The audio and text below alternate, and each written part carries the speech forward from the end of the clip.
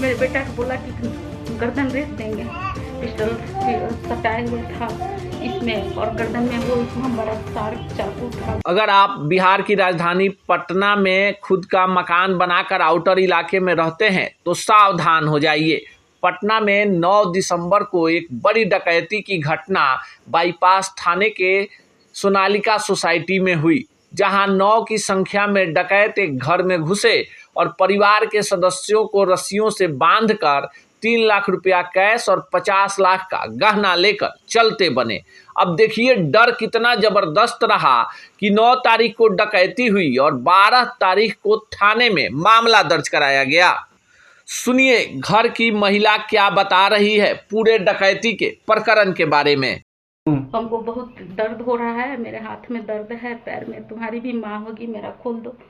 तो फिर थोड़ा सा ढीला कर दिया था मेरा, बोले नहीं आंटी अब थोड़ा देर दर्द सहना। और हम लोगों के साथ मतलब बोलते जब जाने लगा तो ऐसे करके बोलता है आंटी माँ जी सो आप लोग तो कमा लीजिएगा, पेट का सवाल है, मेरे पेट का सवाल में हम लोग पेट के मारे हैं, किसी को कुछ नहीं करेंगे।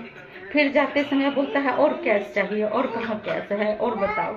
फिर हम अपने बेटा कसम खाए हैं, पोता पोती कसम खाए हैं, हस्बैंड कसम खाए हैं। मेरे बेटा को बोला कि गर्दन रेत देंगे, पिस्टल सटाए हुए था इसमें और गर्दन में वो इतना बड़ा शार्प चाकू था, बहुत बड़ा, उसी में हल्का सा सटाया तो मेरा हाथ कटा है, दो उंगली दोनों कटा है। अच्छा पुलिस की पेट्रोलिंग होती है कि नहीं यहाँ? नहीं होती भी होगी तो हम लोग थोड़ा सा अंदर हैं तो नहीं पता, इस रोड में तो नहीं होती है। घटना के कितने देर के बाद पुलिस पहुंची थी? घटना हम लोग पुलिस कंप्लेन ही नहीं किए अच्छा इसमें, क्योंकि वो लोग बोला कि हम बाहर निकलिएगा तो दोनों बच्चा को उन्होंने काफी डरा दिया था। अच्छा भाषा से क्या लग रहा था कि वो बाहर का गैंग था कि लोकल था? अच्छा लोकल ही था, लोकल लग रहा था, उसके भाषा से लोकल ही वो लग रहा था। तो आपने पूरा बयान सुन लिया। अब सोचिए किस तरह से डकैत आसानी से सोनालिका कॉलोनी में आते हैं, घर के अंदर प्रवेश करते हैं, घर के सदस्यों को रस्सी से बांध देते हैं, फिर महिला के पुत्र के गले पर चाकू रखते हैं और माथे में पिस्टल सटाकर घर में रखा कैश, गहने और अन्य महंगे सामान लेकर चले जाते हैं।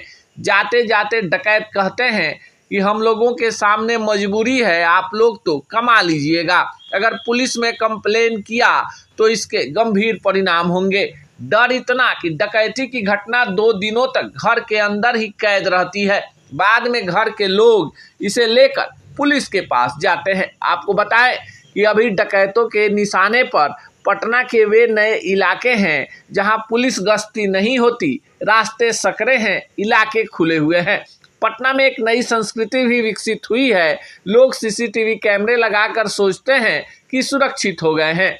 ऐसे में अड़ोसियों, पड़ोसियों और मोहल्ले वासियों में आपसी एकता नहीं है और इस तरह की घटनाएं आसानी से डकैतों के द्वारा अंजाम दिया जाता है।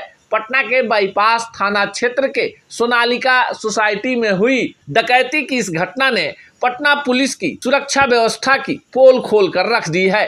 एक घर के अंदर घंटों डकैत मौजूद रहे, आसानी से डकैती की, चले गए और डर ऐसा कायम किया कि घर के लोग प्राथमिकी दर्ज कराने के लिए 2 दिनों तक सोचते रहे। बाकी इस पूरे प्रकरण को लेकर आप क्या सोचते हैं कमेंट बॉक्स में जरूर बताइएगा।